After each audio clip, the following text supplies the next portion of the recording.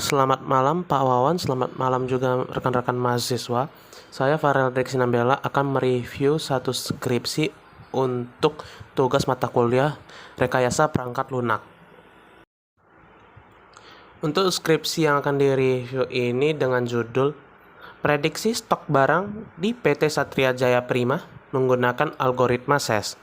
Skripsi ini dibuat oleh Antika Valiandri. Skripsi ini juga dibuat pada tahun 2021. Oke, untuk skripsi ini juga memiliki flowchart.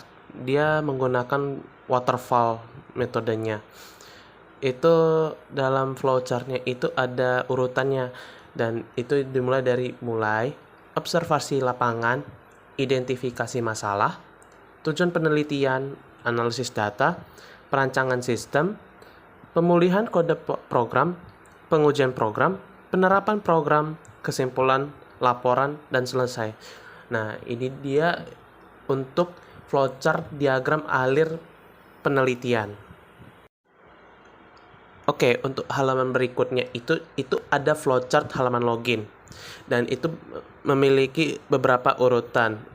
Nah, itu yang untuk urutan pertamanya itu ada mulai.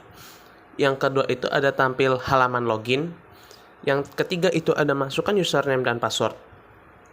Setelah masukkan username dan password itu ada pilihan validasi username dan password.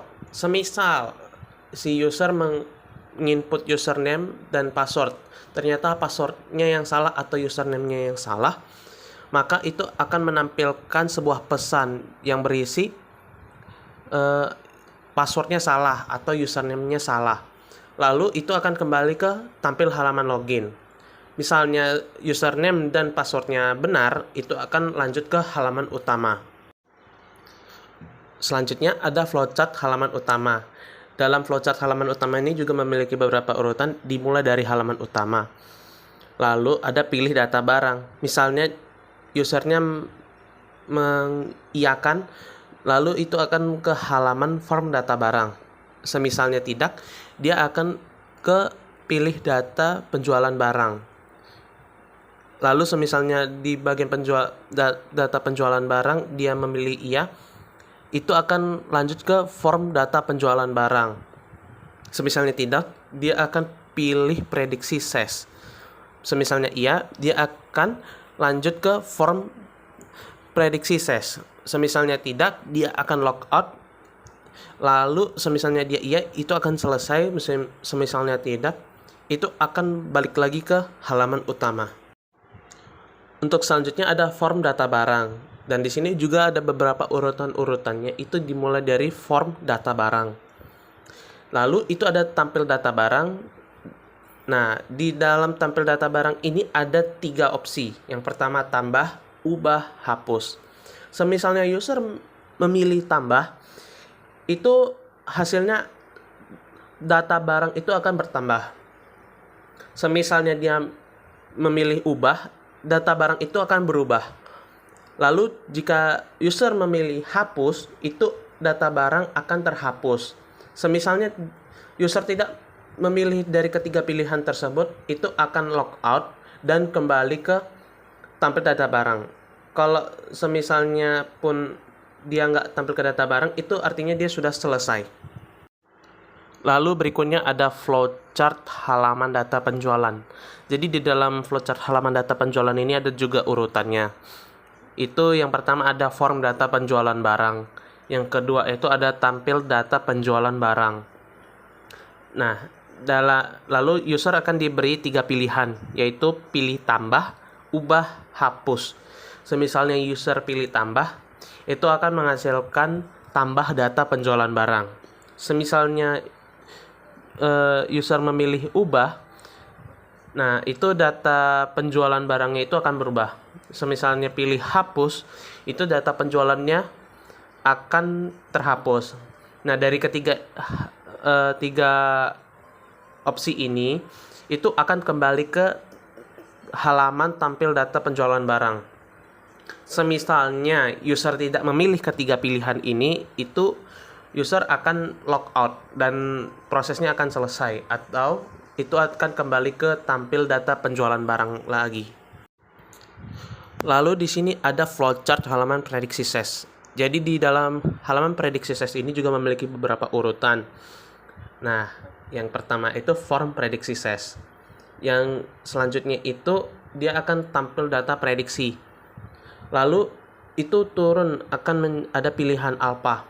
Jika dia mengiyakan, itu akan masuk ke dalam pilih proses. Jika tidak, itu akan kembali ke tampil data prediksi. Oke, untuk dalam pilih proses, misalnya user mengiyakan atau mengyeskan, itu akan ada hasil prosesnya. Lalu itu akan kembali ke tampil data prediksi. Semisalnya user tidak pilih proses, itu akan terjadi logout, dan setelah logout itu selesai, atau dia balik ke tampil data prediksi. Oke, untuk selanjutnya itu adalah halaman pengujian kotak putih. Dalam halaman pengujian kotak putih ini ada codingan class, ses, dan proses.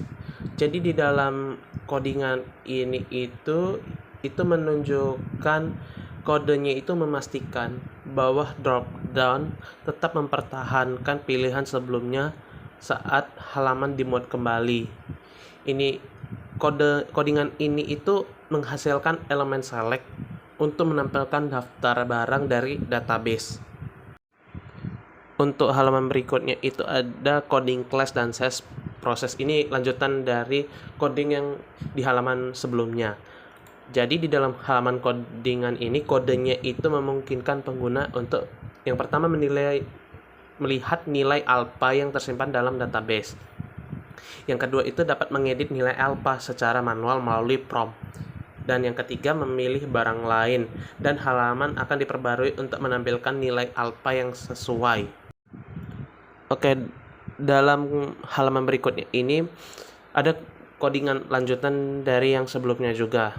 Jadi di dalam codingan ini user itu dapat menghapus prediksi lama sebelum menghitung yang baru agar data tidak berulang.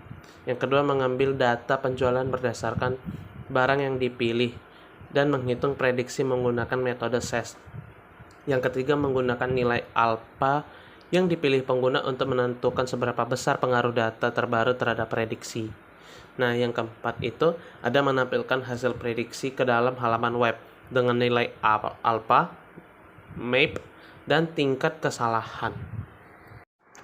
Lalu di halaman berikutnya ini ada kode. Kodenya ini untuk melanjutkan proses perhitungan ses untuk memprediksi hasil penjualan. Nah, dalam codingan ini dia dapat menyimpan hasil prediksi ke dalam database. Lalu yang kedua itu dapat melakukan prediksi untuk bulan berikutnya. Lalu yang ketiga itu menampilkan hasil prediksi dalam bentuk tabel. Nah, yang terakhir itu codingan ini menggunakan SQL join untuk mengambil data prediksi berdasarkan barang yang dipilih dan menampilkannya secara berurutan. Lalu untuk di halaman yang terakhir untuk codingannya itu, coding ini memiliki fungsi untuk menampilkan hasil perhitungan prediksi penjualan dalam bentuk tabel serta menghitung mean absolute percentage error MAP sebagai ukuran akurasi prediksi. Dalam codingan ini dia dapat menampilkan data barang, bulan, jumlah penjualan, dan hasil prediksi. Nah, yang kedua itu menghitung tingkat kesalahan prediksi. Lalu ada menentukan kategori error rate, dan yang keempat itu ada menampilkan informasi map dan error rate. Nah, yang terakhir itu menampilkan pesan jika tidak ada yang bisa ditampilkan. Nah, dalam kode ini dapat membantu evaluasi keakuratan prediksi penjualan dan penyajian data secara interaktif di halaman web. Oke, segitu saja untuk review skripsi untuk tugas mata kuliah rekayasa perangkat lunak. Saya Farel Endrik Sinambela. Saya mohon maaf jika ada kekurangan dalam menjelaskan satu skripsi ini. Terima kasih.